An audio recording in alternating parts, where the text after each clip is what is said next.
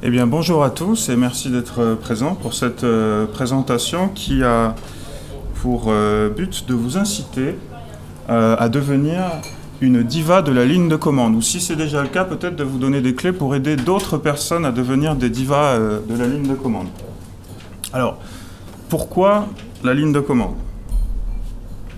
Excellente question, je vous remercie de l'avoir posée.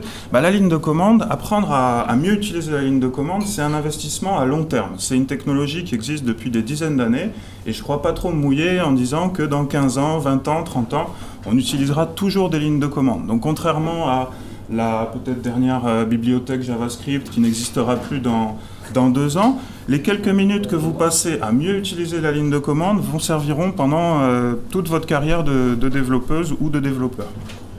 C'est une interface qui est assez versatile, qui tourne sur différents Unix, maintenant sous Mac depuis quelques années. Je crois qu'il y a même maintenant Microsoft qui a un shell, le PowerShell, qui tient à peu près la route. Ça tourne sur des machines légères, qui demandent avec des CPU pas très rapides, pas beaucoup de mémoire. De ce fait, comme ça consomme pas beaucoup de ressources, c'est particulièrement adapté à l'administration à distance de machines par SSH.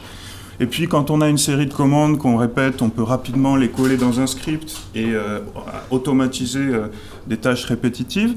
Et puis ça fonctionne aussi quand plus rien ne marche, quand vous avez un serveur X qui est en carafe, ou que vous avez un disque qui monte plus, vous avez votre PC qui va démarrer en mode dégradé, et vous pourrez continuer à vous en servir et à le dépanner en ligne de commande.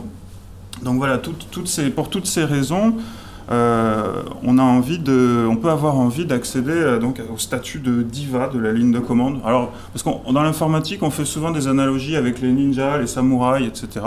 Donc pour changer un petit peu, j'ai pensé vous proposer plutôt de devenir des divas. D'ailleurs, je vais mettre, excusez-moi un instant, mon costume de diva. Voilà. Donc voilà, on a vu un petit peu ce que c'était la ligne de commande. À présent, on va s'intéresser au concept de diva, parce que c'est pas forcément clair pour tout le monde. Donc voilà, pour représenter de manière allégorique une diva de la ligne de commande, j'ai choisi la célèbre chanteuse, rappeuse américaine Nicki Minaj, qui est parfois considérée, je pense à juste titre, comme une diva. Et donc chez cette personne, ce qu'on remarque, on remarque assez vite une particularité anatomique qui saute aux yeux, et ce sont bien entendu ses doigts. Vous voyez ses doigts particulièrement développés, à la fois forts et souples. Alors pourquoi Nicki Minaj a-t-elle des doigts aussi beaux ? Eh bien, tout simplement parce que, en tant que diva de la ligne de commande, elle a appris à taper. Et alors moi j'ai remarqué que, et particulièrement en France, il y avait souvent des informaticiens qui n'avaient jamais vraiment pris le temps d'apprendre à taper. Alors peut-être qu'ils pensent qu'apprendre à taper, c'est pour les dactylos, c'est pour les secrétaires, etc. Mais le fait est qu'un développeur passe énormément de temps à taper du code, à taper des emails, à taper des messages dans IRC, et à taper des lignes de commande. Donc ça vaut le coup d'apprendre à taper correctement avec ses 10 doigts. Donc moi j'ai utilisé pour ça un petit logiciel en mode texte qui s'appelle GNU Typist, qui est un tutoriel qui vous explique comment bien placer vos doigts sur la home row, quel doigt utiliser pour aller taper sur quelle touche. Il y a KTouch aussi qui est sous KDE, et puis certainement des dizaines de logiciels très bien sous Windows ou en web pour faire ça. Donc voilà, le message est passé. Après, vous faites comme vous voulez. Il y a des gens qui arrivent à taper très vite avec 2 doigts, mais bon, on n'est pas obligé. Voilà. Donc une fois ce message étant passé, on va pouvoir s'intéresser aux différents composants qui constituent la ligne de commande. Alors moi, dans cette présentation, le but c'est pas de vous gaver d'informations, mais c'est de vous donner une image mentale de ce qu'on appelle la ligne de commande, décomposée en 4 parties pour savoir où aller chercher les configurations, les documentations, etc. Donc voilà, selon moi, la ligne de commande, on peut la décomposer en gros en 4 parties. Le terminal, readline, le shell et les commandes elles-mêmes. Donc on va voir chacune de ces parties dans les diapos suivantes. On commence par le terminal. Alors le terminal, c'est, vous en avez tous déjà vu évidemment, c'est cette petite fenêtre qui prend des entrées clavier et qui affiche du texte.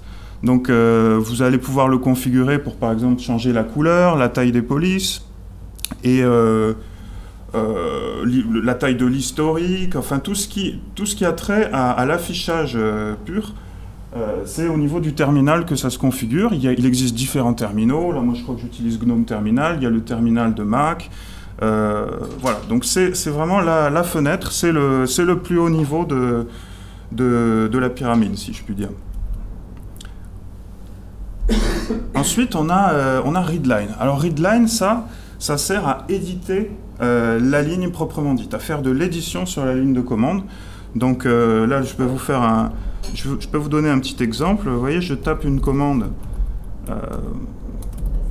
comme ça, et là, je vais aller au début de ma commande. Alors, je fais CTRL-A, je vais au début de ma commande. Je fais CTRL-E, je reviens à la fin. Je fais CTRL-W, j'efface un mot, je vais au début avec CTRL-A, je fais CTRL-Y, je colle le mot. Là, je vais effacer jusqu'à la fin de la ligne de commande. Je fais CTRL-K, j'efface jusqu'à la fin de la ligne de commande. Alors là, mon but n'est pas de vous apprendre toutes les dizaines de raccourcis clavier qui existent pour éditer une ligne de commande. Vous avez ici un lien vers le fabuleux manuel, mais savoir que ça existe et que vous pouvez apprendre à gagner du temps avec la ligne de commande. Et ça ne fonctionne, ce n'est pas que pour le shell en fait, c'est pour toutes les applications qui fonctionnent en ligne de commande. Vous avez par exemple l'interpréteur Python. Je vais taper quelque chose. Ah bon, voilà, j'efface avec CTRL-W, je tape autre chose, je colle. Voilà, ça va fonctionner aussi dans des clients de base de données. Par exemple, le client SQLite. Bon, je veux créer une table, j'efface avec CTRL-W. Je vais au début avec CTRL-A, CTRL-E, enfin voilà, c'est les mêmes raccourcis. Donc ce que vous apprenez, ces raccourcis vont vous servir dans plein d'applis en ligne de commande. Donc ça vaut le coup de passer quelques minutes à en mémoriser quelques-uns. Et voilà, et Readline a aussi son propre fichier de conf. Alors il faut savoir que par défaut, Readline, il y a des raccourcis de type Emacs, on peut aussi le configurer pour avoir des raccourcis de type VI, et ça se configure notamment dans ce fichier. Je connais personne qui utilise Readline avec des raccourcis de type VI, mais bon, pourquoi pas. Donc voilà, on a vu le terminal, donc le terminal c'est l'affichage, c'est le plus haut niveau, Readline c'est pour éditer la ligne. Une fois qu'on a édité la ligne et qu'on appuie sur Entrée, là on l'envoie au shell.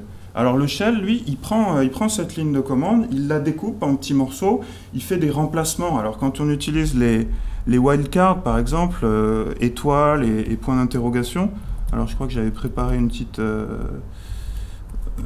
liste de fichiers. Voilà, là j'ai 4 fichiers, F2, F22, F3. Je veux afficher que les fichiers qui commencent par F suivi d'un seul caractère. J'utilise le wildcard point d'interrogation. Et voilà, je n'ai que ces fichiers-là. L'étoile, ça remplace tous les fichiers. On peut aussi passer une liste de caractères. Voilà, F1, F2. Donc ça, ce sont les substitutions que le shell fait. Avant, on n'a pas encore lancé de commande à ce stade-là. C'est le shell qui fait ces substitutions-là.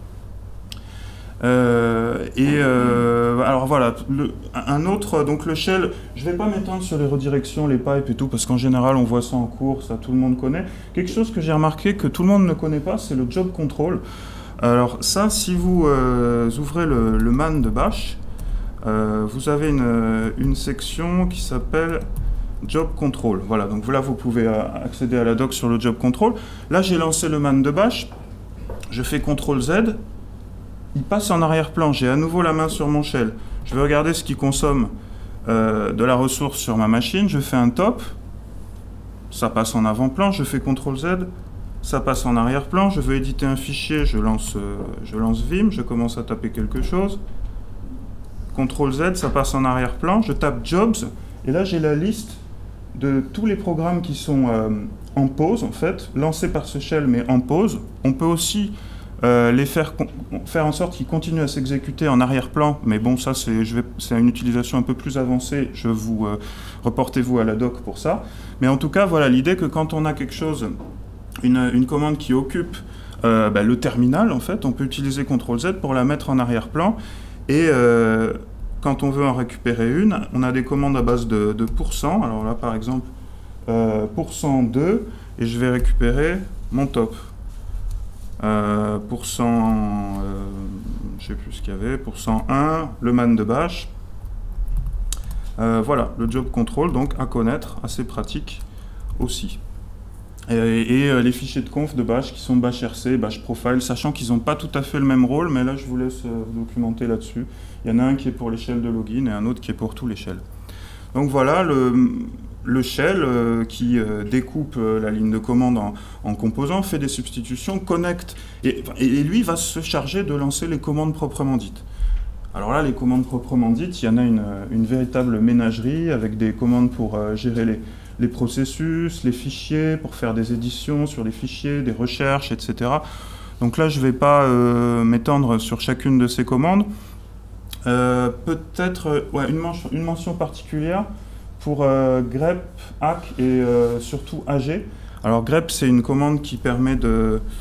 Donc je vais vous faire une petite démo en allant dans un projet que j'ai. Je fais grep -r d'une chaîne, donc la chaîne SME, dans le code source du projet SME social.